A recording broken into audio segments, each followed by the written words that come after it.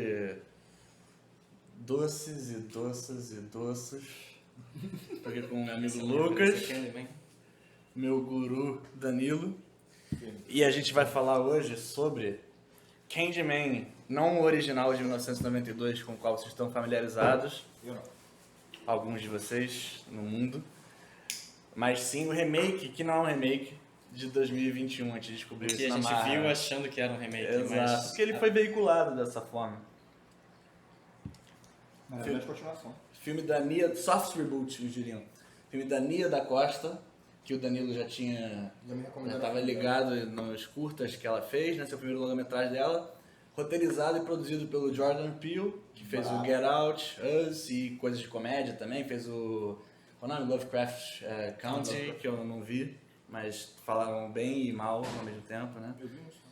O Believe It or Not, que falam que... Não, o que não gostaram, que ele fez foi aquele Twilight Zone. Ele adaptou o Twilight Zone e o pessoal não curtiu. Fizeram? Não sabia, Mas enfim, filme recém-saído, não sei como a gente conseguiu assistir, porque a gente não aglomerou no cinema, a gente não é responsável, mas a gente não pirateou também, não sei, a gente na Portugal. absorveu na Matrix o filme.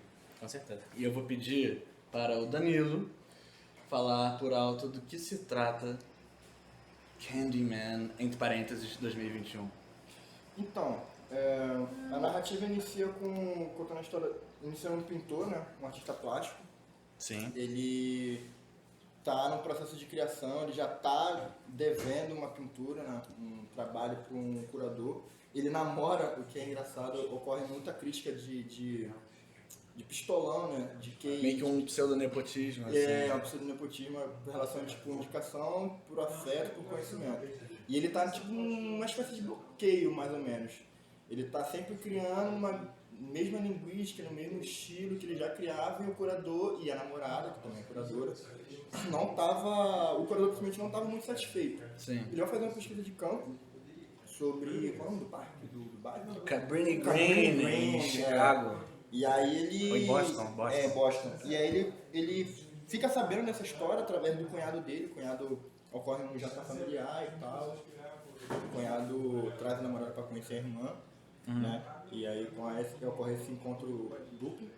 E aí conta essa história de terror. Conta esse encontro do Candyman por esse artista plástico com Anthony. Conta com Anthony McCoy. E McCoy. Ele fica Que fissurado. Que é a história do primeiro filme. Que é a história do primeiro A história filme. de terror, que é um Aí resumo massa da tem o história do primeiro filme. gancho. Sim. Que omitindo alguns detalhes cruciais que vão ser revelados posteriormente.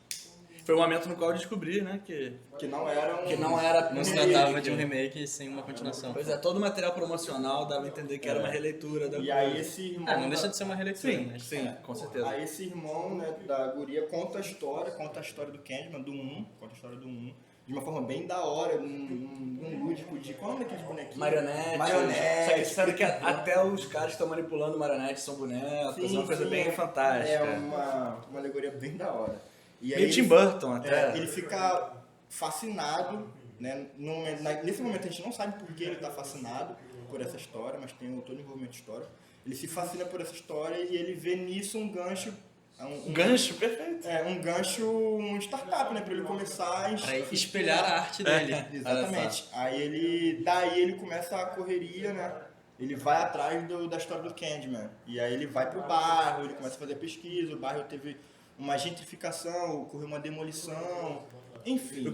Isso é uma coisa interessante, que no primeiro filme, que realmente se passa 25 anos atrás, cala a boca aí! Ele... 1977. Não, 77 é só o prelúdio, mas a história é de 92, é depois. Mas ainda é meio aquela vibe sucateada do Projects e tal. Sim. Então essa gentrificação é uma coisa que foi introduzida pela continuação e já não estava estabelecida ainda no primeiro. Não era um diálogo... Então é uma coisa super contemporânea. Sim. Até porque o diálogo dos personagens, né? Fica nitidamente palpável que pro McCoy é necessário, o McCoy ele só se instiga ele só chega na história porque ele identifica esse preceito político-cultural. Né? E posteriormente vem o preceito social dele, a história dele. Sim. E exatamente, as coisas vão se desdobrando Elas começam mais um elemento anedotal de... isso é uma analogia da opressão que a população negra sofre, né? O McCoy é negro, a namorada dele Todo também. esse nicho, né? Tirando o curador. Eles são pessoas abastadas financeiramente, mas que ainda sofrem muitos E preconceitos. tem essa necessidade de diálogo, né? Sim, e a arte dele é pra isso. engajada, né? Ela fala sobre essas violências urbanas, ele se inspira por essa história e vai vendo que as coisas não são tão alegóricas quanto parecem. E agora eu vou passar a bola pro Lucas. Quero saber, numa nota mais subjetiva, qual foi a sua impressão desse filme? Você que eu acredito que não viu o original, mas... Não vi o original. Eu gostei bastante, achei legal a mensagem do filme, achei legal várias cenas boas no filme, bastante interessante. O âmbito cinematográfico, técnico da coisa já é muito legal, né? Aquela abertura que é divertido, você vê os arranha-céus, né? Já Me deu a perspectiva meio de Inception, aquele você...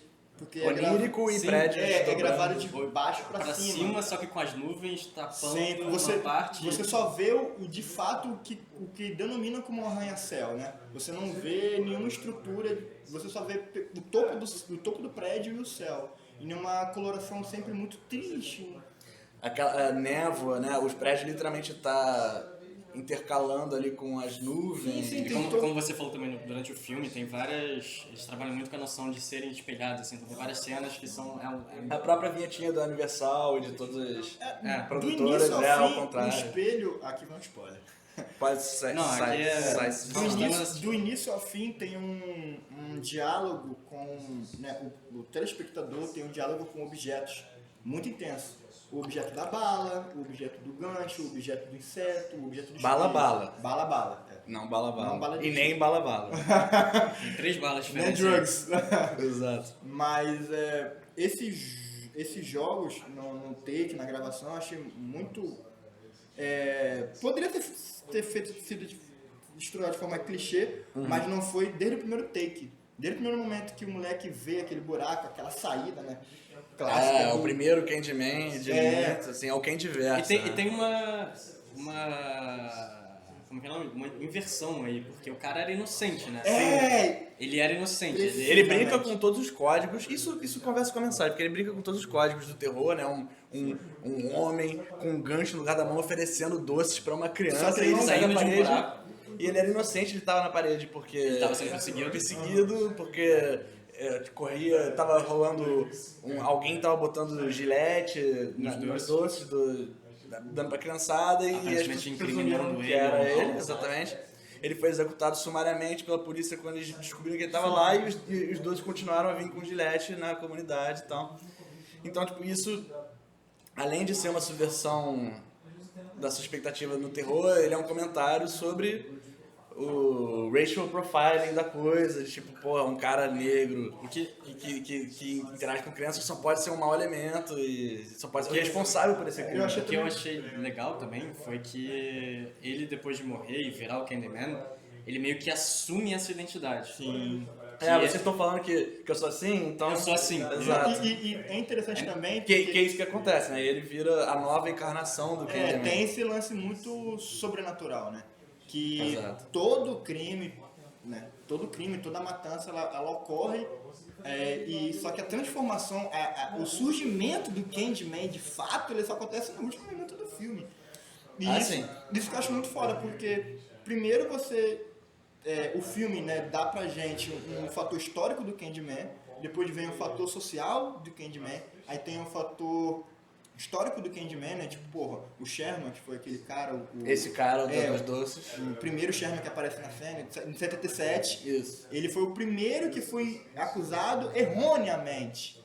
Então, essa construção... O Candyman já estava no já imaginário popular. exatamente. Já Foi existia. imputado Já era Não, que é o de 1890 90 e pouco, exatamente. Que é o Candyman do 1. Sim, e tudo vai acontecendo sem incriminar o McCoy. McCoy não é? o principal. o Sim, Anthony, o artista. Porque um detalhe pequeno, mas crucial, que tipo, Segundo a lenda do Candyman, ele surge quando você fala o nome dele no espelho 5 vezes. A exemplo do Bloody Mary, você são 5 vezes. E ele começa a fazer uma instalação. Depois que ele descobre a história do Sherman, ele se inspira a fazer uma instalação na ateliê bem moderna, que é um espelho chamado Say My Name, diga meu nome. Aí ele você faz, abre o bota a espelho, pintura você lá vê dentro. as coisas gráficas. Mas o interessante é que ele já estava conectado com o Candyman em 2 instâncias, né? Na questão histórica dele, que ele tem uma relação histórica com o Candyman. Ele revela depois que ele era o bebê que... Foi sequestrado. Foi sequestrado. Isso a primeiro gente filme, nem falou aqui, na real. Porque o prelúdio da história, em 1890 e pouco... Fale, porque o bebê é mais contemporâneo. assim. Exatamente. Mas conta essa perspectiva de que a pessoa que eles achavam que era o Candyman estava levando uma criança para a fogueira, quando na verdade não era essa a pessoa, o Candyman. Então, naquele momento, acho que é uns 40 minutos do filme que ocorre esse esclarecimento da informação. Tem toda uma desenfatização de uma das coisas que foi problematizada no primeiro filme, né? Que é tipo, a protagonista do primeiro filme é uma mulher branca que está investigando a lenda do Candyman e acaba se engalfinhando na realidade da coisa, mas que acaba sendo a figura central e que é perseguida por um homem negro com um gancho, assim, perpetuando todos os estereótipos do homem negro terrível que vai estuprar as mulheres e tal. E ela é completa, ela é tipo, lembrada como sendo uma parte da mitologia, mas ela é totalmente desenfatizada Totalmente desconexa. em favor de contar uma nova história, talvez reescrevendo um pouco a maneira problemática que o mito foi contado na primeira produção, que é uma produção majoritariamente branca, que acho que não tinha uma preocupação tão grande em abordar a questão racial mais a fundo, como foi feito nesse filme. Assim. Esse também foi um cuidado do filme muito, muito foda. Mais pela questão política do que eu acho pela questão cinematográfica mesmo. Porque eu acredito que essas perspectivas sobre o estereótipo do homem negro causando terror, então reprimindo de certa forma o corpo feminino, o branco em si, né? Isso com certeza não era uma questão quando foi gravado o primeiro filme. Não. E a cautela nesse segundo foi muito foda, porque como eu estava dizendo, é impossível você anexar o McCoy Segura a onda aí, ao Candyman. 20 É minutinhos. impossível. Ou vai pro outro Impossível. Você não, por mais que você seja um leigo, que você não entenda jogar o que no você site. está assistindo, você está vendo o filme, você vê as coisas acontecendo, você vê o lance sobrenatural das primeiras mortes, você vê o lance psicológico do artista se anexando com um criminoso, só que Sim. em nenhum momento os diretores e escritores deixaram isso nítido de que o cara está se transformando no vilão. E na verdade não existe um vilão. Isso que eu achei mais incrível. Porque, nesse caso o vilão é quem mata as pessoas. Mas como o Max lembrou, nesse filme tem toda uma questão histórica política. Eles são transformados nessas pessoas. Fazendo um paralelo com aquilo que eu falei do cara ter a bala com a navalha e depois se tornar uma imagem dele. Ele era inocente disso, Mas, e isso virou que uma parte da mitologia depois, é meio que tipo, o jeito que a mídia retrata o legado dele. ele é a pessoa que botava a navalha na bala. Então, tipo, quando você fala uma mentira 1000 vezes, ele passa a ser isso, sabe? Ele é o cara que tem uma navalha. Uma coisa que eu estava pensando enquanto eu vi o É a filme. retribuição quase dele, né, pra sociedade. Eu fui estigmatizado por isso, então agora eu vou voltar Agora eu vou fazer além do isso, túmulo né? fazendo isso, corrompendo a juventude. Pegando esse gancho aí sobre essa perspectiva. Quando o guri de 77 que grita, né, que dá aquele grito, se assusta com o Candyman saindo da parede, uma motivação que eu não falei enquanto a gente estava vendo, mas enquanto vocês falavam, refleti, foi que o cara que denunciou, a criança que denunciou erroneamente o Sherman, quais foram as motivações que levou ele a fazer tudo aquilo, a trazer o Candyman à condição de... Ele ressuscita o Candyman. Isso. Que acaba sendo um estratagema dele. Isso, mas assim, essa estratégia pode ser movida a quê? Vingança ou o entendimento de que, cara, se a gente não dá cabo dessa história do Candyman agora, aqui, nunca vai acabar. Então eu fiquei imaginando a seguinte coisa, o que esse moleque que gritou que de 77 estava recebendo a bala na lavanderia, gritou. O que está motivando ele a fazer isso agora? Trazer o Candyman de volta? Uma culpa por inocentar, por fazer uma pessoa inocente morrer? Porque ele... Eu acho que não, né? Porque ele... Obviamente não.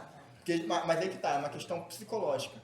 É uma questão onde o Candyman, como ele mesmo fala, o Candyman, nós anexamos o Candyman a pessoas que sofrem ou sofreram psicologicamente essas questões e começaram a matar. Então, nessa perspectiva, o Candyman não é nada sobrenatural. Embora o filme entregue o Candyman como um conceito sobrenatural. Sim, à medida que o próprio Anthony McCoy vai se transformando, né? Porque isso é uma coisa que a gente também não tocou muito, que tipo, ele é picado por uma abelha nesse filme. Aí primeiro vai inflamando a picada, daqui a pouco vai necrosando a mão, aí vai estendendo pro braço, a cara dele, que vai ficando que nem o Candyman original do primeiro filme. Até que a culminação do filme, né? Ele... No ritual, que o amigo dele... Na igreja. Uma coisa que a gente não tocou também é que... À medida que vão tendo assassinatos de pessoas que falam Candyman no espelho, ele vai sendo meio que culpado pelos assassinatos. Então, ele está sempre na imediação e tem uma relação. Mas essa culpa, ela é psicológica, ela não é social. Em nenhum momento, policial nenhum, o que a gente pode até exercer uma crítica como o furo de roteiro, né? O filme, a polícia do filme em nenhum momento chega ao Anthony, ao artista, com viés de você é suspeito. É mais no círculo social íntimo isso, dele. É mais uma tem aquela curadora que começa a admirar ele mais. Eu acho que o carinha da lavanderia, que era o daqui tudo passado, Burke. Ele meio que dá uma dica anônima de que seria ele. Eu acho que ele dá um tip da polícia, tipo, engana a polícia. Naquela primeira cena da lavanderia, né? Que ele tá dialogando, ele fala sobre o bebê, que ele fala que todo mundo tava prestando atenção na mulher que vai se tacar o fogo, mas ninguém presta atenção no bebê. Então, eu acho que tem essa pegada de, tipo, o cara é uma denúncia anônima, algo do gênero. Algo do gênero, e aí a polícia é conveniente, sabe? E é isso, já temos nosso culpado. Já foi condenado. Sim. E ele vai trazer à tona a polícia justamente no clímax, né, do filme, que é meio que a combinação do Candyman enquanto uma força, mas justiça social. Você percebeu que a polícia sabia da existência do Candyman como conceito folclórico? Sim. Então, aqueles policiais... Que acaba sendo bode expiatório generacional. Então, o policial que vai atender aquela cena do crime, que o Burke denuncia, né? Ele denuncia antes de ocorrer o crime. Os policiais já sabem de todo o rolê do Candyman. Todos eles já sabem, todos eles já têm na psique deles mindset, como a galera costuma dizer atual. Esse lance do Candyman, a necessidade de você encontrar um Candyman e coisificar, apontar o Candyman é essa pessoa, o Candyman é o Max, porque o Candyman, o Max fazia isso, que não o Candyman, então aqui o Candyman. Então, aquele diálogo que o policial tem com a curadora no Camburão, no Papa Bonde, é isso. O policial, você pode colocar uma perspectiva corrupta, né? Uma mentalidade corrupta.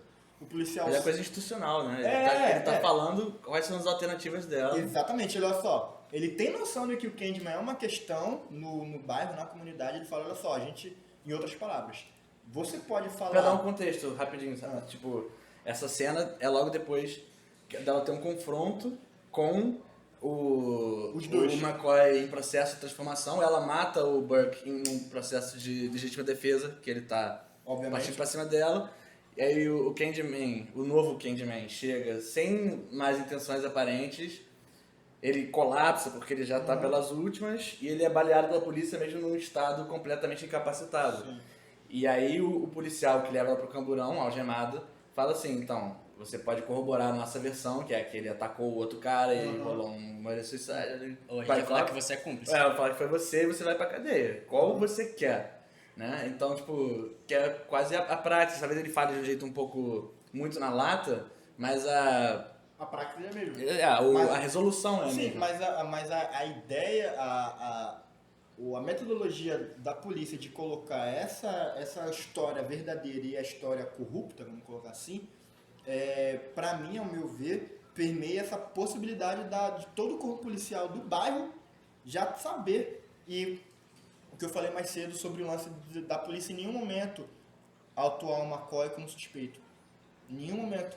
Talvez oportunisticamente Sabendo o que... a combinação da coisa é Exato. quase uma tradição. Sim, do bairro.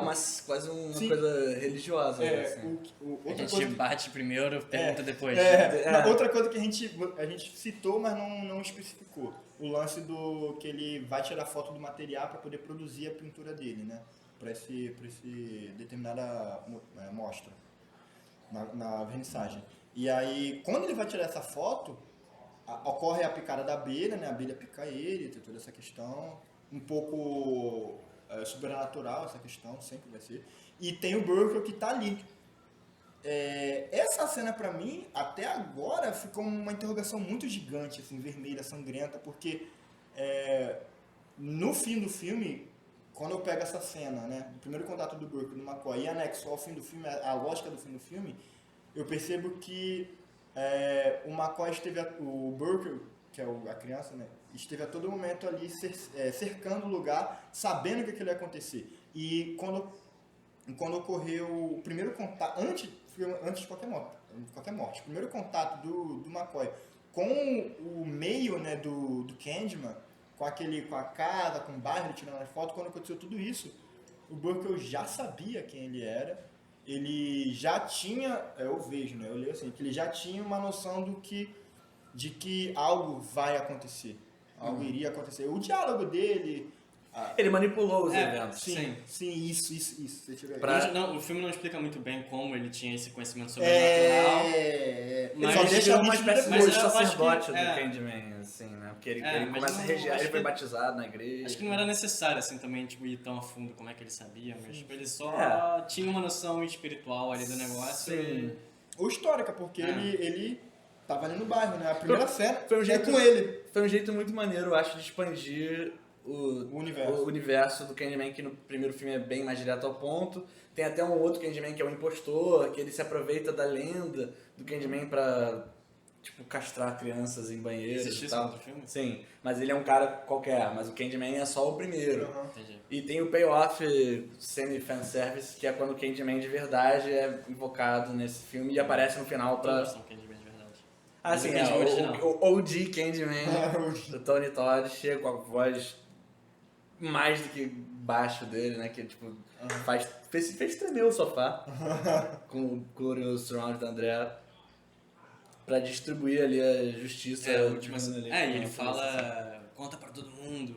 Acho que apesar dela ter invocado o Candyman pra se salvar, né? Falando no retrovisor do camburão, ele poupou ela, mas acho que você vai ter que manter a ele não mata ninguém, né? Ele não mata ninguém. Isso que eu ia falar. Sim, No quesito sobrenatural, isso é uma parada que vai ficar muito na cabeça de quem for assistir. Porque o curador, ele não fala Candyman. Quem fala é a namorada, a primeira vítima, né? Exatamente. Tem os policiais. E a menina negra que tá ela fala no banheiro, que ela tá escondida, ela também não morre. Ela não falou, o mas ela não Candyman falou. para de ser no 1. Acho que uma das coisas que foi problematizada é que a figura do Candyman, um escravo, que foi linchado e ainda acaba sendo vilipendiado por todo mundo e é o antagonista do filme, ele foi ressignificado na continuação de modo a ser um agente de retribuição, porque como você falou, as vítimas dele acabam sendo exclusivamente brancas, pessoas que debocham do mito dele, e tipo, cenas bem ilustrativas, né? Aquela cena do banheiro, do high school lá. As adolescentes estão falando mal, fofocando sobre a mulher negra, falando, ela passou mal, vomitou na festa ontem e tal. E aí elas falam, a conversa migra pro assunto Candyman, elas resolvem falar no espelho, aí tem uma menina asiática que fala, não, isso aqui, que porra é essa, eu não vou participar. Aí quando a menina negra chega, ela se tranca no banheiro por qualquer outra razão. E quando a menina negra entra, ocorre um susto, porque elas falaram 4 ou 3 vezes o nome do Candyman. Ocorre aquela quebra de suspense cinematográfica clássica de filme de terror, né, de suspense. Ocorre a quebra da linha de raciocínio de terror. Entra a menina negra adolescente, que é nitidamente rechaçada pelo grupo em questão. A outra menina que é nitidamente pelo bloco de entendimento político-cultural também, que é a asiática, também corriqueiramente deve ser rechaçada do grupo, ela também sai. Então, o filme, a todo momento, mesmo que não explicitamente, ele brinca com esse lance de os brancos pau no cu que vai pagar.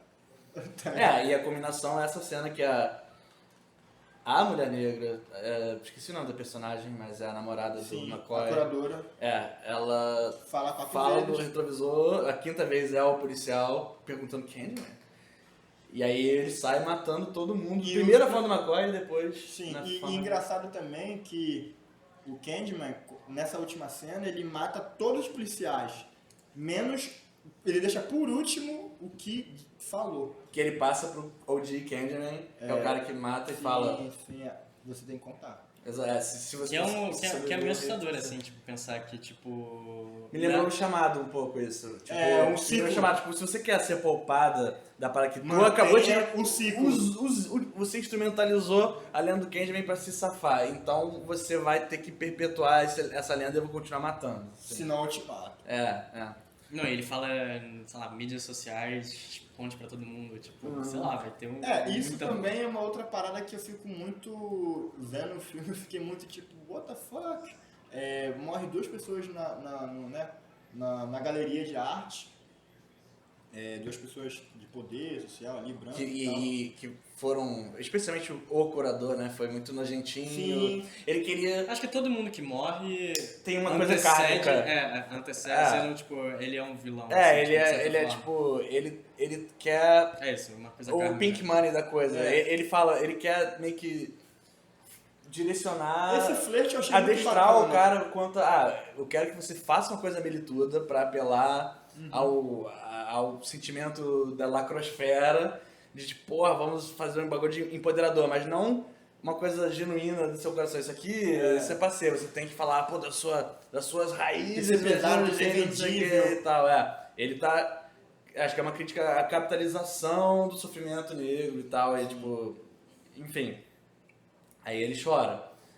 E aí tem a crítica que ridiculariza a instalação do McCoy. Aí depois que tem a morte, ela começa a valorizar. Não, essa crítica também, outra coisa que o diretor e o escritor... A diretora e o Jordan Peele, o roteirista. O diretor e o roteirista tiveram um cuidado muito grande porque essas questões, entre aspas, milituda não foram entregue de bandeja.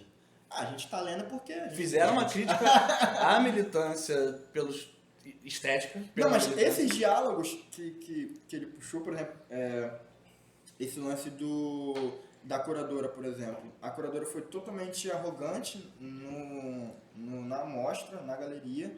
Depois da morte, como um conceito de... A morte serviu como um conceito de... Eu vou usar a palavra errada, um conceito midiático, mas não... Sensacionalista, espetacularizou. Isso, essa palavra. A crítica, ela veio do sensacionalismo da morte, ela ressignificou todo o trabalho do cara. Porque tem um valor comercial agora. Exato, mas isso em momento nenhum no diálogo entre os dois ficou explícito. É óbvio que o negão, a todo momento, ele é carniceiro e dá na cabeça. Mas não fica de graça esse entendimento de que... E tão pouco fica de graça o que a curadora faz. A curadora não, a crítica faz, porque a crítica também morre. E num take foda, né? Que é um take bastante. Modéstia à parte, pra mim foi o melhor take de morte. Superou até a morte no banheiro, porque foi uma morte no banheiro. Eu gostei também as mortes todas foram muito boas, eu acho. Foram inventivas, não é só um festival de gore. Sim. É violento, mas eles brigam com a forma, tipo, ele aparece no espelho, mas não no mundo físico. Nesse caso específico, com a morte da curadora, eu achei um conceito muito foda, porque antes a gente... Spoiler. Nessa cena... Não, a gente já passou muito desse limiar. Nessa cena, a cena da curadora, da crítica, ela não fala Candyman em nenhum momento, isso não é gravado em nenhum momento. Ela só vai no banheiro. Sabe que ela falou, a gente não sabe que ela só vai no banheiro. Ele desafia ela a falar antes. Sim, o terror psicológico, pra nós telespectador, acha que tá nela, mas todo o terror psicológico, pra quem gravou, pra quem dirigiu, tá nele. Isso. Exatamente, tipo, você sabe, é um filme de terror, você sabe que vai rolar um algo terror psicológico. E aí, antecedendo, tipo, ele desafia ela no banheiro e fala, ela vai falar e vai dar ruim. E aí, antecedendo Você se isso, prepara pra ele isso. olha e se vê no espelho como Candyman. E aí rola uma cena meio assustadora, não sei o quê, e Aí- para, a aí, música diminui, não sei o quê, você, ela não falou. Morreu aí a cena Sim. e vai dando um zoom out, vai saindo, mostrando todos os apartamentos, Tem aquele assim. surto dele. Aí ele sai do apartamento dela e aí, bom, ela é atacada. Por um agressor invisível, né? E ela, Sim. tipo, Arrastada por Pela- É a pelo primeira, vidro da varanda, é a assim. única morte que não mostra o agressor, se vocês repararem. você vê só que ele tava presente ali na Você- hora que o McCoy olha no espelho e ele vê, enquanto ela tá no banheiro, ele mas vê o então, reflexo em todas as outras mortes, o Candyman aparece matando, né? Aquela cena que ainda com o McCoy ele aparecendo baleado, tomando várias balas e não morre, a cena do banheiro, a cena da galeria, todas essas cenas apareceram o Candyman. A cena da crítica não apareceu o Candyman. Sim. Foi uma morte crua. E até agora eu fico refletindo nisso, tipo, porra, foi um conceito de gravação muito pica, porque não só o zoom out, como tu falou. E o Daniel, ali fora da câmera, apontou que pode representar uma colmeia, a simetria da coisa, E não as só- janelas meio uniformes. Os anos gigantes de assimetria tem, como eu tava falando, nós falamos no início do vídeo, de que o filme brincou muito com takes, gravações, que dialogou com a lógica aquele lance do MGM invertido. Então teve várias cenas que o espelho, que o espelho deu a deixa pra nós. O Daniel até viu aquela cena que o McCoy fecha o banheiro E o espelho não corresponde, mas é muito sutil, não é uma coisa creepy, tipo o espelho Sim, começa a sim, rir. tem uma mas aí cena- ele só uma ele se cena- move e o outro não olha. É uma assim. cena que no cru, ela não é assustadora, mas ela é intrigante. Porque esses pequenos takes começam a pautar psicologicamente a migração. Eles potencializaram ao máximo isso também, foi muito criativo. Tipo, a cena aquele elevador com o reflexo infinito clássico. que você vê. Quando ele entra no elevador e mostra que ele tá tipo num lugar só de espelho, você Então, exato. pra mim, E é surpreendente mesmo assim, porque a imagem do Candyman vem do teto e não das paredes. Então vai dar uma dá supressão uma de analogia expectativa, assim. da cabeça sim, dele. ele tá tipo olhando pra todos os espelhos, Aí e aí cai ele cai assim, uma bala, ele olha pra baixo. É uma, Mas um sonho de valsa, uma puta né, alegoria que poética, porque sonho de- você pode extrair. Vocês falando, eu extraí mais um sentido. Não só o lance de tipo, porra, o Candyman tá no campo das ideias, e o Candyman tá no campo das ideias da cabeça dele. Por quê? Ele tá se traumatizando, por quê? Ele se sente responsável por ter colocado pra fora, e ele fala isso no filme. Isso citado as Ressuscitado, primeiras mortes. Assim. Exatamente. Mas nesses momentos você começa a perceber o link psicológico, porque o Anthony em nenhum momento ele vira bandido ou assassino. Ele não vira. Ele, tipo, passa sempre pela condição psicoafetiva.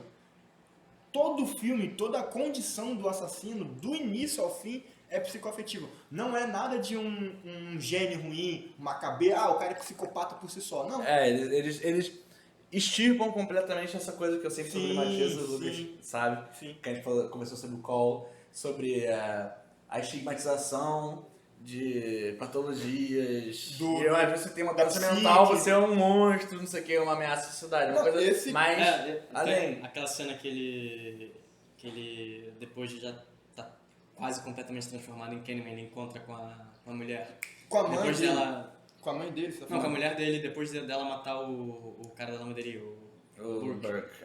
Burke.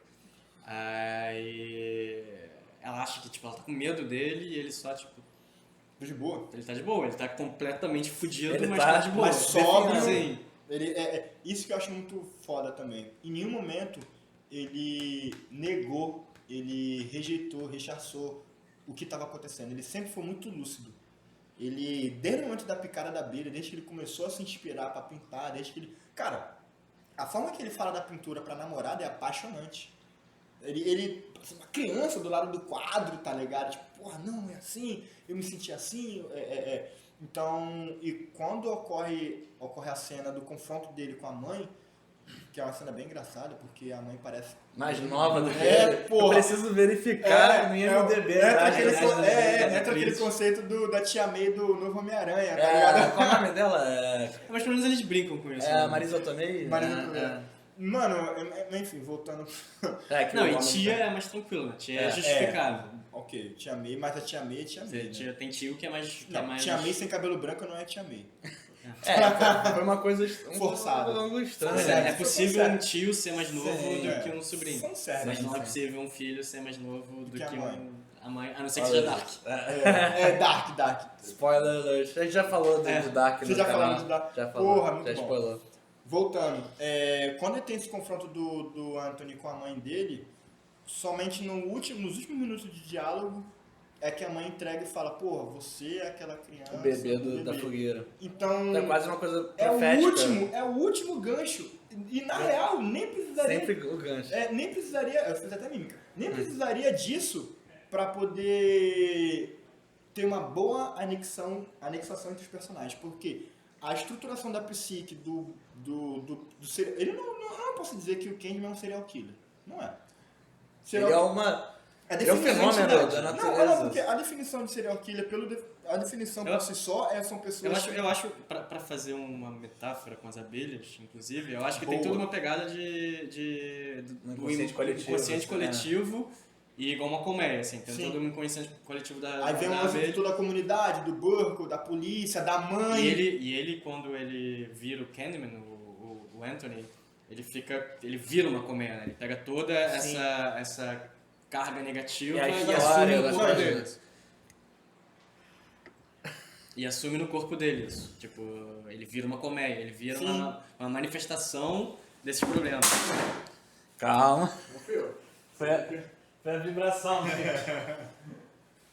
Tá gravando ainda? Tá. É só editar. Isso aí o nosso amigo Pedro vai resolver na pós. Pobre Pedro Fontoura. Tá tranquilo. Tá favorável. Tá? Tranquilo. Me ataque do coração. Não vai falar não.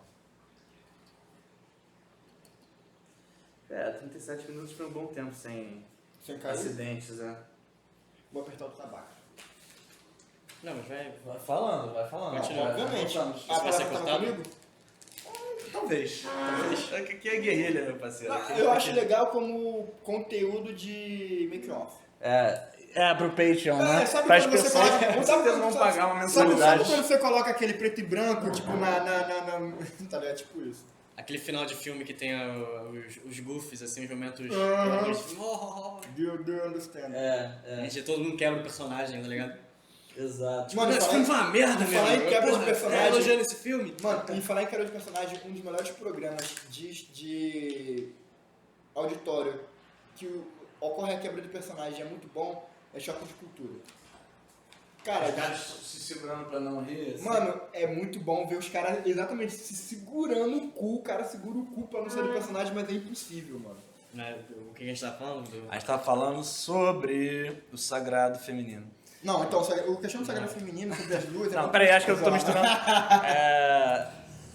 Mas falando sobre a questão do coletivo, que Isso. o André tava falando do... Ô, Lucas. Eu tava falando do. Perdão, Lucas, foi mal. Do André... Da abelha ser uma manifestação desse coletivo, de colmeia, etc. Sim. Pensamento coletivo.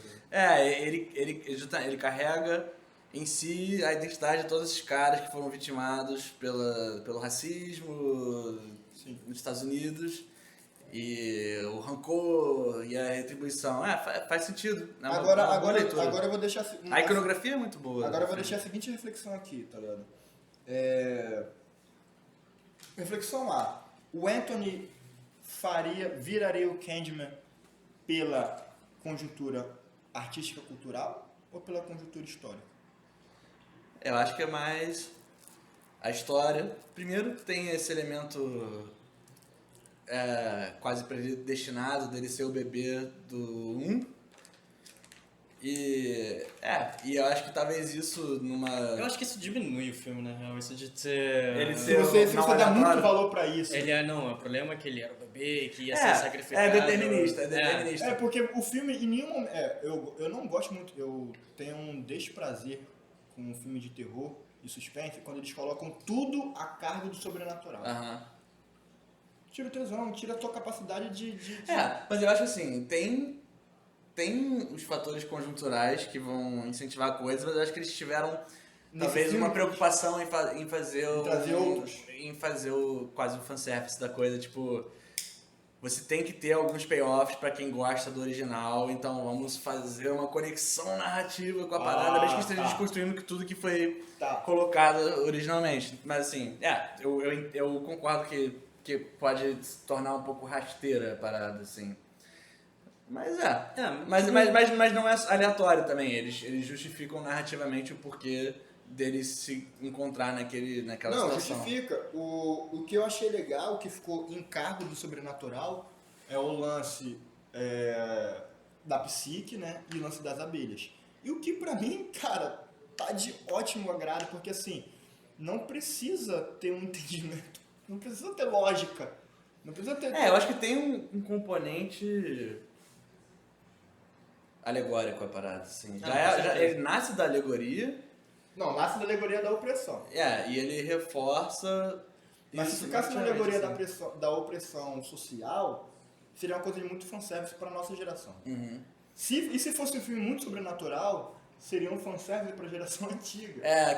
Que tira todo o recorte... Atual. Sociopolítico, racial da coisa e fala... Ele é um monstro, ele tem um gancho. Coloca o Anthony... Por exemplo, outra coisa que a gente não abordou. A curadora, a namorada do Anthony, também tem... A gente tem que lembrar o nome dela, cara. Deixa eu lembrar. Eu vou lembrar aqui. Nice, man. Até ele lembrar o nome da guria.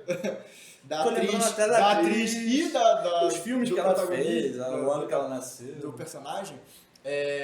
Ela também sofre um trauma. Ela tem um trauma. O pai dela, se não me engano, era curador. E se matou. Na frente dela. Então... O trauma do Burke, além dele ter sobrevivido ao encontro com o Candyman original, que não era... O trauma foi mais na execução do Candyman, que era inocente. A irmã dele foi morta pela aparição do Candyman, porque ela... Brianna. Fez no espelho. Brianna. Que a gente... Não sei se foi essa a intenção, mas Brianna a gente pode fazer um paralelo com a Breonna Taylor, que morreu ano passado porque a porta dela estava encostada no subúrbio que ela morava nos Estados Unidos e aí um vizinho fez um wellness check, ligou pra polícia e falou: aí, a porta dela tá aberta. Mas estava aberta só por estar. E a polícia disparou e matou ela enquanto ela jogava videogame com o sobrinho dela. Então Brianna pode ser... Tem algum Anthony? Não sei, eu não sei. Troy. Já volto. Troy, não sei também. Troy parece Trevor, né? Trevor, né? Se a gente pensar. O Troy ele é quase um alívio cômico da coisa, né? Ele é o cara que ele conta a história e depois ele um pouco ridiculariza, faz uma leveza com a coisa, né? Eu acho que provavelmente é só coincidência, Bruno. Pode ser. Faria mais sentido fazer isso com o nome dele, do Anthony, dela. Sim, assim. é porque ela acaba não sendo vitimada, né? Ela acaba... quer dizer, ela mas não fatalmente como a homônima. Ela não é vitimada pela polícia diretamente. Sim. Ela consegue, pelo contrário, dar a volta, né? Mas eu gostei muito do filme, achei ele bem feito, eles conseguiram destilar a parada que foi criada originalmente, fazer uma coisa um pouco mais sofisticada e contar numa linguagem muito esteticamente aprazível, tanto no quesito visual quanto no audiovisual. Eu falei visual e o audiovisual. Se fazer visual e audiovisual... O Max não gosta da palavra audiovisual. Não, eu tenho um problema sério. Eu nunca falei em nenhum vídeo do canal. Mas então, gente, acho que a gente pode partir para os critérios, porque senão o vídeo vai ser infinito, por mais que a resenha esteja boa. Vamos para os critérios, Danilo e Lucas. Critérios em que sentido? Você tá falando de take, de tudo? Ele vai dar os critérios. Tem 3 critérios que são 6 e que a gente tem que dar notas completamente arbitradas para ele, que a gente decidiu na gênese do canal, virou o fardo da parada dos turbos, ninguém gosta de fazer, mas a gente tem que fazer. Então eu só posso dar notas que tenham, cujo número seja um espelho, assim. Então acho que eu vou dar 8 para vários. 8 ou 88 que não pode, 88 já virou uma questão. Eu, assim, com relação à atuação... Calma. Tá. Eu vou dizer os critérios. Mas a primeira é atuação e credibilidade das ações dos personagens. E eu quero inaugurar dizendo que muito bom. Acho que ninguém tá dando um tour de force, assim. Não sei se é o filme mais dramaturgicamente exigente, porque ele tá mais nos signos e símbolos do que carregado pela caracterização dos indivíduos, mas o personagem principal, que é o ator, o Yahya Abdul-Mateen II, a gente não lembra Brianna, mas Yahya Abdul-Mateen II eu lembro. novo Morpheus. Tá, ele tá bem, ele tem nuance, ele perpassa várias etapas, estágios do ser, assim. Ele tem uma transformação muito nítida. Sim. A princípio, se você vai falar de credibilidade das ações, ele Parece tá com a invisível. merda do braço todo necrosado e não ir no médico é bem não crível, assim, mas se você partir do pressuposto que ele tá sendo afetado por alguma entidade ali Sim. pra afetar o julgamento dele, tipo, ele tá com o braço E ele todo acaba necrosado, indo, né? e ele acaba E se você indo. extrapolar pra o quão custoso é o sistema de isso que saúde. a gente brincou, inclusive. piada. Não tem SUS, não tem SUS. Não tem SUS. Fora SUS, como diria o Diogo Defante. Enquanto foi vacinado. Com relação às atuações em si, eu vou puxar... eu gostei A muito. minha nota, antes tá. que você vai ser... Os principais. 3 sonhos de valsa valendo 4 chocolates Sonhos de Lance. faca. Alright, Sonhos de then, valsa. alright. Não tem uma trocadilho de sonho de Tá, vamos colocar assim, Vai, para os né? principais. Para os principais. Na valsa. Tá, para os principais. Quem são os atores principais pra mim? O Anthony e a Brianna, né? Cara, com relação à atitude incríveis, a cena do hospital é bastante questionável. Mas é isso, a gente não sabe se ele estava influenciado pelo... Ele Mas já uma, tava perdendo, mas as uma mortes outra, mas parecem uma outra ser questão, fitas mas uma erradas. outra questão muito mais questionável, nossa, que redundância, é o lance da polícia. Ok, a polícia, como a gente já citou aqui, pode ter uma consciência cultural do que está acontecendo, né? Mas é muito estranho, numa realidade qualquer país norte-americano, principalmente, um preto está envolvido em 3 assassinatos e não ser culpado. Não ser questionado, né? Não, em nenhum momento. O que é estranho porque o filme tem como uma pauta central a crítica a essa instituição, né? Sim. Tanto na morte do Sherman no início do Sim. filme, quanto quando esse Eu acho próprio que isso é uma cara- escolha do filme só pra, Sim. tipo, pra Pra parecer deixar mais fluir. injusto. não só para a a ação da narrativa, polícia, como também talvez falar, já que gentrificação é um tema, eles são, esse casal são tipo os negros mais abastados, eles Sim. não são os caras. Se o McCoy for morto, ele vai aparecer no jornal. Vários jovens desprivilegiados do gueto que vão ser executados Ele já- sumariamente, você não vai nem ficar sabendo da história deles. Então talvez isso tenha sido uma parada que tenha segurado a onda até ele culminar a transformação plena dele no Candyman, que seria a justificativa que eles precisam para executar ele, assim. Show, entendi legal. Seguindo, né? A nota para esses dois, cara, qualquer nota abaixo de 7 eu acho que seria irreal. O que ele falou sobre a questão da absorção psíquica do McCoy foi foda. Tá ligado? Tipo, ele vem de uma segurança, ele vem de um tesão em produzir Pro aquilo. desespero. É, Eu criei um monstro. ou Sim, recriei. sim. Aquela cena que a gente brincou até o chilique do homem, da sua Quebrando parede, vida, não, ela ela é é muito boa. ela é muito boa. Porque pra ela parece um surto violento. Sim, e masculino. ele deixou isso bem nítido. a cena que ele, literalmente, quando ele quebra o espelho é muito boa, porque... Não, e vamos fazer a leitura da cena antecessora, né? O que acontece na cena antecessora? Vem a Brianna com o irmão dela, né? Buscar as coisas na casa dela, por quê? Não, na verdade... a cena é depois. A cena antecessora eles no restaurante, e eles ficam sabendo da morte da E ele sai da correndo. crítica, e ele sai correndo. Quando volta, começa a falar esoterismo, Candyman voltou. Ela já começa a questionar Sim, a sanidade dele, ele quebra o vidro. sim, então foi isso que eu tô querendo falar. Rola um diálogo bom dessa Rola. cena E com não só como rola um diálogo bom, a cena que introduz essa cena, que é a cena do diálogo no restaurante, que depois, caralho, agora que eu lembrei, eu até falei, caralho, eu queria manguear esse cara pra dar um tiro no joelho dele. Um Truman Capote da vida. O carinha. O carinha, quando eles estão no restaurante, né, aí o carinha falando, nossa... Com aquele óculos. Eu não amo estar aqui. eu não lembro o conteúdo do diálogo, mas ele fala que, porra, é muito bom, o trabalho do moleque é muito bom, e o Pereira é pão duro, ele solta uns racismos, uns classicismo abusivo, e fica um clima muito grande, até que a notícia da morte chega. Só que aquele diálogo era tudo muito convidativo pro Anthony. O cara era curador, conversando com uma outra curadora, falando sobre o artista que ela estava trabalhando. Então era tudo muito proveitoso pro cara e o cara não consegue ter nenhum proveito disso. Ele tá muito mais preocupado com as paradas na cabeça dele, o que vem que ele tá falando sobre, porra, a psique do Anthony com o anexo Anthony Candyman já estava acontecendo. Então, tipo, ele já, de novo que eu falo, não existiu a transformação agressiva, não era um psicopata sem motivo. O Anthony não é um psicopata, uma pessoa de má índole. Ele, além de ter uma vítima. Boa. Ele é uma vítima que não só por ter um laço familiar, um laço histórico com a parada, tá ligado? Ele tem um laço afetivo, que é o lance das pinturas. Então, quando a Brianna chega no ateliê e vê várias pinturas do Candyman, aí ela percebe que, caralho, meu namorado tá maluco, tá ligado? Tá surtando. Ele não consegue explicar pra ela que pra ele é um lance sobrenatural e ela não acredita em sobrenatural. Então, foi uma cena muito fucking perfeita. E a cena depois do moleque gay... Basquear aqui zoando. Esse moleque basquear de boutique. Basquear de boutique, traumatizado, fudido. Essa cena, eu ia falar, essa cena, ela tem um diálogo bom com momentos de filmes de terror, que você sabe que os personagens vão fazer alguma coisa idiota, mas que, tipo... Quebra isso. Ninguém consegue parar. Quebrou.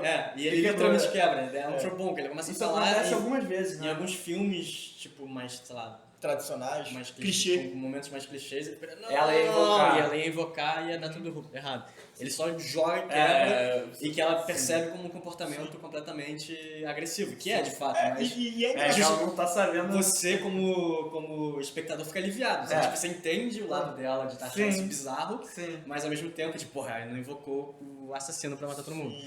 E quebrou outro clichê, né, que o retorno da namorada, né, a pessoa que, por exemplo, o retorno eu e o Max, a gente tá namorando, o Max tem um surto, whatever motivo. Eu ia revelar isso no Instagram, não no canal, mas tudo bem, você já Tava ansioso. E aí eu chego pro Max e falo, pô Max, não tem porque tu tá surtando, mano, isso é vício, isso é coisa da droga. E o Max, não cara, não é. E aí depois da briga eu volto sozinho. Então se a Brianna voltasse para aquele apartamento sozinha, ia matar muita mágica.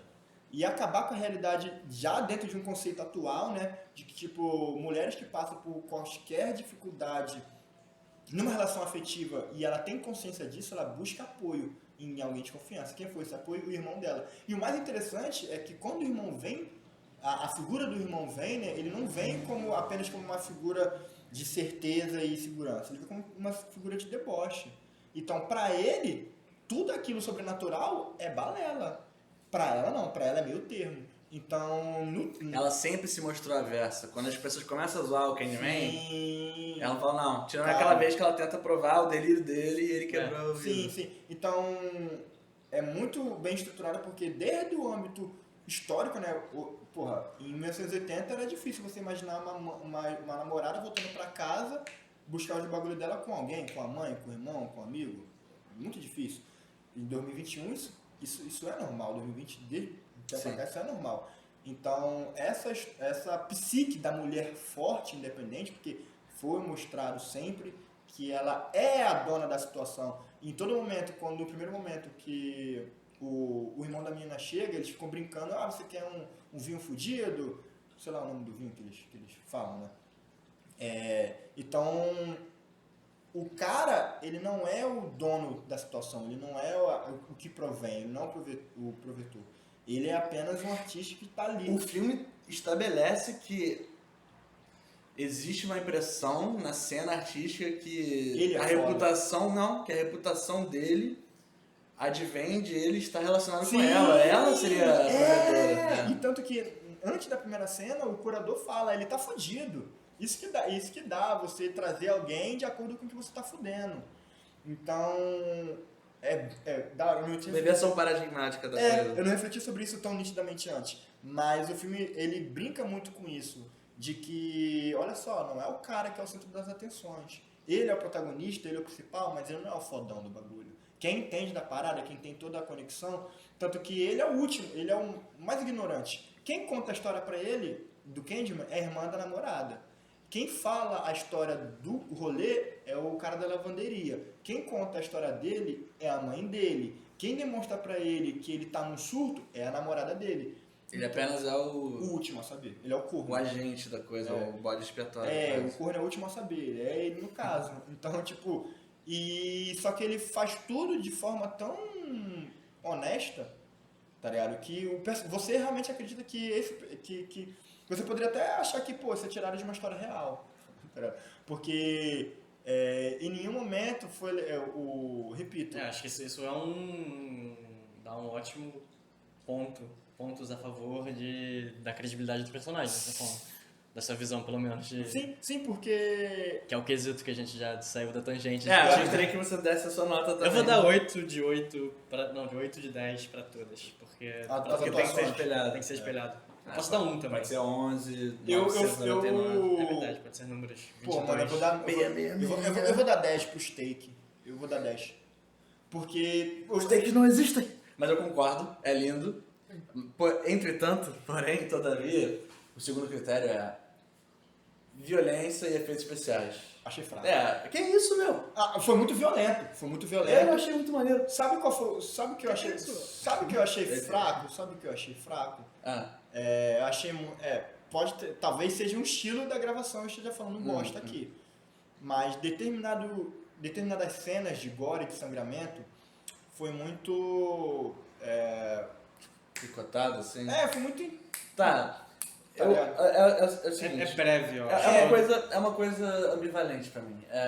Porque assim, os nerds do canal, se eles existem, sabem que eu critico muito o demônio invisível, assim, tipo Annabelle 2. O terror que só deixa o Atividade sobrenatural. Paranormal, a Invocação do Mal, que é um bicho invisível tacando pessoas na parede. Assim, esse filme faz isso, mas de uma forma muito original, que é você vê no espelho o cara e tal. Eu acho que não fica tão barato, porque geralmente o estratagema dos filmes que usam o agressor invisível é... Jojo fez isso, mas... tipo... Como você vê? Vamos conversar depois. Tipo... A gente não se garante falando, tipo, retratando a fonte do mal, então a gente vai botar uma coisa invisível. Esse filme não é isso, é uma coisa só, ele existe no mundo do reflexo, e não aqui. Até ele inventivo. É invisível uma cena, Você vê no reflexo. Você vê no reflexo. E aí tem aquela cena da varanda que é super criativa, e aí tem a cena do policial, ele só sai e mata todo mundo. Não, a minha crítica é A cena do policial eu não achei nada demais. Assim, Não, sim, eu tô falando que, tipo, esse filme não Eu achei dogmaticamente... estranho, eu achei estranho. Eu achei estranho a sei. cena do banheiro. Não, do banheiro eu achei ótimo. Eu achei muito boa. Não, eu achei boa, ele mas... filma... Não, a primeira morte... É sutil um A exagero. Mas tá sangrando. A primeira Mas será que eles morreram? Convencional. Você lembra da primeira morte no banheiro? Não aparece as 3 meninas que Elas ficaram- olham pra baixo do... olha pra baixo e vê o sangue escorrendo. E ele cai quase pastoso, meio suspiro, assim. E caiu alguma coisa, não sei. Você fica imaginando. Cai uma... Não, é tipo um... faca, sei lá. um switchblade, assim. Tipo, nessa cena eu fiquei. E aí ela vê... Não, essa cena é muito boa, que aí a mulher, a Trina, Ela vê pelo espelho. ela pelo espelhinho De de maquiagem. maquiagem, Vê a abelha o Candyman flutuando. e pegando a mulher, assim, tipo, porra, essa cena eu achei Não, muito eu achei boa. a primeira. Eu achei as cenas de morte todas boas. Achei todas muito boas. Menos Mas esse a primeiro última que eu achei sangue. de poker, assim. Normal. Esse primeiro sangue. Ela é mais da primeira catártica morte, eu achei narrativamente. meio- sim, sim. Yeah. Esse primeiro sangue da primeira morte no banheiro eu achei meio tipo. Ok. Eu gosto quando ele corta o pescoço da mulher do Joy Division. Não, essa Embora cena eu é gosto de perfeita. Joy Division. Cara, então, eu só fiquei meio, não sem entender, meio, tipo, porra, mano, essa cena essa primeira morte poderia ter, o cuidado no derramamento do sangue, aí eu tô sendo chato, mas o cuidado no derramamento do sangue é até a reflexão, a volta do take pra galera, eu achei muito cru, porque o sangue cai de uma forma muito Surreal, muito quase. surreal. Tá pingando aí. É. Aí vem uma... E tipo assim, cara, Uma cachoeira. o primeiro corte que O primeiro corte. o primeiro corte que você dá na pessoa, e geralmente, imagina que ele corta a garganta, mano, não sai esguicho, não sai... Não é estilizou, real, mas é uma estilizou. estilizada, assim. Eu achei, caralho, eles usaram o gore pra poder chocar, não foi É um uma gore metáfora, real. cara. Mas eu não acho nem que é tanto pelo choque, eu acho que é uma coisa mais artificial. Não, se fosse pra assim, chocar, seria uma coisa muito mais visual. mas Como a visceral, primeira assim. morte. A primeira morte foi 100% visual. Que ele pega o tendão do cara, quando Não, ele tenta quando escapar, ele- ele não, cai a- de cara. Você Não, sente a sangue. primeira morte é tão crua que você Sim. vira pra cá. A mostra jugular da guria 90 aqui. Eu acho que foi uma coisa mais, tipo... Eu gostei da reação do curador nessa Ah, cena, assim, que é. ele demora pra perceber. É, que é uma coisa que... é verdade ou isso é uma instalação? Isso é uma performance? Você tá brincando muito comigo? bom. É realista, eu diria. Sim, é bastante. Eles estão transando. E eles estão preliminares. com- E, tipo, É, demora... Como se diz, eles estão com... Se ligar, ela liga com ele. bondagezinho. Sim. Eu achei também sobre os efeitos em si. Cara, eu achei a cena do. As duas cenas de espelho, né? Que é a cena do elevador e a cena da crítica. Cara, ali foi cereja do bolo. E aí o rejuvenescimento digital do Tony Todd. Eu achei isso né? ruim, na verdade. Eu achei, tipo... Muito eu não... CG. eu achei que parece aqueles filmes de Guerra nas Estrelas que põe O a Princesa Leia. Tarkin ficou meio baixo astral. Tá, eu entendo. Como eu não conheço muito o rosto do cara, eu acredito. Eu também não conheço, mas eu vejo Mas ele não parece uncanny, um fica meio CG. uncanny, que ele Parece... ataca as abelhas. Sabe o que é mais bizarro? No original tem uma cena que ele abre a boca e só tem abelhas dentro. E não era trickery. Eles botaram 1 milhão de abelhas na boca dele. Do ator, caralho. Bizarro. Era do tipo que não picava, assim, mas enfim. Vou mostrar pra vocês é depois. bizarro. Mostrar... Claro. Ele Eu botou não vou alguma botar coisa, não? abelha. Não, acho que não tinha nenhum buffer. É irada a cena, diga-se de passagem. Mas enfim. Tá certo, é um pouquinho esquisito, mas no geral eu achei bem feito. Vou dar uma Sim. nota. Eu interpretei isso, depois que você me falou, Gancho inclusive, que era o ator original. 84 O ganchos. outro, Eu achei outro bem. critério, qual é? Achei, é um fanservice pros O outro fãs critério é o quê? De de. roteiro? Eu chorei, vocês lembram, né? Eu chorei É. nessa hora. O último critério é sustos e terror psicológico. Bom, tem um psicológico. Susto eu não tomei Não é muito de susto. Ele tem alguns, inclusive um susto nada a ver. Quer dizer, os sustos são mais a Subjetivo. suspensão do susto, né? Tipo, a Brianna ela descobre os quadros de todos os Candymans e aí ele fala, não olha pra essa porra, né? E aí tem aquele susto que você até comentou que foi um susto com o volume mais baixo, ele viu um vulto passando, aí foi em vez de ser... O susto também do... Ele tá tipo, ele começa a se ver, ele se movimenta. É uma cena muito bem feita de passagem. Que o Anthony tá se movimentando e o Candyman tá fazendo a mesma coisa. Movimento espelhado, né? Só que são duas pessoas. mas a diferentes. construção do... Da cena Mas eu acho que tipo, o filme nem tenta fazer um terror psicológico. Não, então, não. A pior coisa de terror psicológico. O filme não tenta dar susto, o filme dá terror psicológico. Susto É. é uma coisa, terror psicológico o terror psicológico, acho que ele, além da noção de, cara, eu falei Candyman 5 vezes, esse cara vai vir, ele é uma força intransponível. Mas eu acho que ele... Tem também o elemento... o terror psicológico que em Get Out é mais assustador para pessoas negras, porque essa é a realidade. Tipo, esse pode ser o cotidiano, isso é uma metáfora, ou melhor, uma analogia, uma alegoria, mas que pode Vira rolar.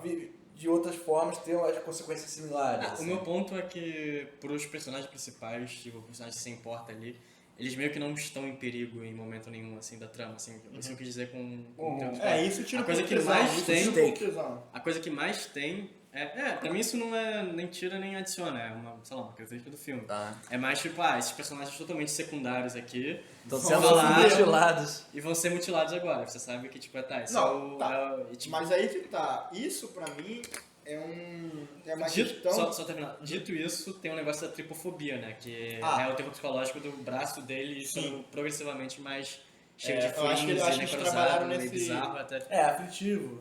Isso é bom, eu acho. Isso o filme, essa é a palavra, o filme é aflitivo. Isso é. importante. Ele não te dá um... Ele não te entrega... Ele Pô, vai Squadron, descascando, esse jogo é assim. do caralho. A gente vai jogar os Squadron daqui a pouco, então vamos dar a nota do Mas último então, critério. Fala. Mas... Vai, deixa- nota. Não, Último critério. fala. Não, pode falar, pode Vou falar. falar sobre o lance da tensão, porque você falou do lance do braço e tem outras coisas que geram uma tensão igual. O lance das abelhas Tem a abelhofobia da parada. não só ter abelhafobia, não só por ser um lance sobrenatural, a todo momento você fica... Eu, particularmente, fiquei brincando com a abelha, vendo, tipo, tem aquela cena que ele bate, ele vem com a mão já enfaixada, toca no vidro e tá o cara com o gancho lá, e as abelhas. Tem cena que a abelha tá só de um lado do reflexo, Exato. não do dele. Então, assim. tipo, você fica meio que tipo, caralho, mano. Não é só uma aflição do tipo, será que a abelha vai vir pra cá? E se a abelha estiver nesse plano, alguém vai morrer. E só que, tipo, fazendo um gancho nesse lance os personagens principais não vão morrer, eu achei que a Brianna, ela ia morrer. Não. Eu achei que ela ia ser, talvez... Eu achei que ela ia morrer. Poucos. Eu achei que ela ia morrer. Na última cena, eu achei Que o Candyman ia matar ela. Ou antes, a polícia. A polícia sim. Sim, assim, antes de... Porque a todo momento o cara liga pra polícia, né? Antes de tudo acontecer, ele começa a falar pra ele, pão duro. E aí a menina foge. E aí a menina vai, mata o Candyman, mata o cara, o Burker. E aí a próxima cena é o Candyman vindo. Cara, essa cena pra mim foi tão apreensiva porque, tipo, eu fiquei refletindo. Quais são... O Candyman tem um motivo pra matar essa pessoa? Porque, repito, um serial killer, ele precisa de motivo. Eu acho que o filme inteiro, a mensagem inteira do filme é que sim, ele não é necessariamente um motivo, mas é mais uma... Um propósito. É. É isso, é tipo propósito. Só que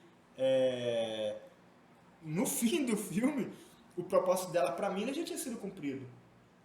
Só que ela tem um propósito final. O propósito dela no filme, na verdade, não todo lance que aparece, o trauma, o take do trauma que surge, são coisas para você refletir, mas não para você anexar a lógica do filme.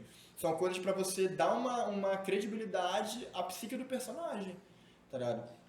Então, no fator de susto, essas coisas dão muito mais apreensão do que susto em si. O filme te dá uma informação que você acha, como aquela menina que tem o nome Halle, a Patricinha. Porra, todo mundo que viu o filme achou que aquela criança era a criança do bebê. Era uma informação real, a gente interpretou erroneamente e no fim das contas... Eu vi o original há muito tempo, porque tem uma discrepância étnica, assim. Se eu tivesse lembrado, talvez eu não consigo. Mas eu esqueci da vida. Pra mim que não vi, então isso serviu bastante. A apreensão, pra mim, foi muito mais nas informações que o filme dava e fazia você cometer o erro. Sim. Tipo, eu tô te falando isso, mas não é isso. Ele joga com vários elementos. Então pra mim, não é um filme de susto. É um filme de... O real psicológico, a coisa que você rumina. Porque você fica... Acho que a única cena de susto que tem, que é uma cena estranha até, não vou nem falar que ela é boa, porque ela é estranha, é diferente. Que tem um jump scare, digamos assim. É quando ela tá fugindo ela é levada lá pra aquela igreja, sei lá, aquele lugar, ela vê o marido dela, a Brianna vê o marido dela de costas, o cara dá o discurso dele lá, de reviver o Candyman, e ela tá fugindo por um corredor escuro, fica totalmente escuro a tela. E ele já tá lá. E aí tem uma cena que ele agarra ela, e você só vê tipo umas E a luz dela cai. Essa cena é clássica do Jason, né? O joguinho de luz, fica escuro. Não só o joguinho de luz, tipo assim... porque o jump scare transporta quando você não tá olhando. Eu achei estranho porque o jump scare acontece quando a cena tá escura, sabe? Ele ataca ela quando você não tá vendo. E tipo, não é tipo... Na verdade é um jogo de luz. Ela olha e ela ataca. Na verdade assim... Tipo, ela é atacada, você percebe que ela é atacada, mas tá escuro. E aí troca e ela tá sendo uma coisa eu achei experimental, assim. Sim. Eu dou... É isso. O que ele não tem de susto e que ele não se propõe tanto, ele tem de... Coisas que você vai pensar por um tempo, assim. Eu dou uma nota bastante de... Deveras alta. Uns 8 pra 9. E você, né, bom? Cara, nesse quesito eu dou não de susto, porque não entrega susto, mas de terror, de você ficar naquela questão psíquica, eu dou um 9 também, cara. Porque é um mundo, a todo tempo ele vem um flashback, e o flashback vale ressaltar sempre. É um flashback muito da hora, um flashback nada chato, nada Os créditos são maneiros que mostram várias origens de Candyman, algumas que não são mencionadas nem no primeiro. Na mesma linguagem dos flashbacks. De marionetes. Então... Com o tema do Candyman. Todas essas informações que jogavam em cima não eram informações cansativas, nem vindas de forma chata. Sim. Ou seja, você achava que aquilo era essencial. Isso pra mim, que foi o tesão no bagulho. Porque eu fiquei 90 minutos ali... Na verdade é 1 hora e 40 filme. com algumas pausas de banheiro. É, com minhas. umas pausas de banho. Algumas 2 horas e meia. E aí você fica todo esse tempo tipo, não, ele deu essa informação, então vai acontecer isso. Ih, aconteceu isso, não é isso. Isso que eu acho foda. Eu vou dar 3 ovos. Ovo é um palíndromo. Espelho. Boa. Homem tem amor. 3 isso. ovos de 5 galinhas. Pronto. Perfeito. Galinhas é um palíndromo também, como é que sabe? Não verifique talvez. essa informação. Gente, esse foi um grande episódio, em vários Literalmente. sentidos. Até a próxima. Não sei qual vai ser, tem algumas paradas, E eu vou mas... piar. E eu vou mijar. Boa noite. Bye bye. Corta.